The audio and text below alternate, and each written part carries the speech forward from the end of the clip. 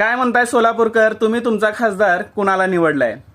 भाऊला आणलाय का ताईला आणलाय? सांगा सांगा. कारण या निवडणुकीची सुरुवात झाली होती परका उमेदवार आणि घरचा उमेदवार.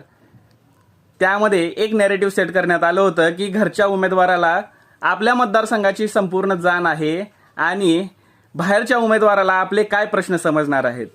काँग्रेसने तर प्रचार सुद्धा केला होता की बीडचं पार्सल बीडला पाठवा. तर दुसरीकडून भाजपने सुद्धा एक प्रचार चालू केला होता की शिंदे साहेबांना पाडलं, शिंदे साहेबांच्या लेकीला पण पाडणार.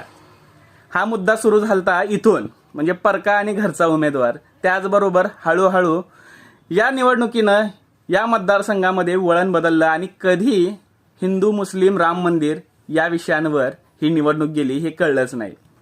बाकीचे स्थानिक मुद्दे हळूच बाजूला पडले, एकही मुद्दा महत्त्वाचा उचलला गेला नाही. तरी सांगा, तुमचा खासदार कोण?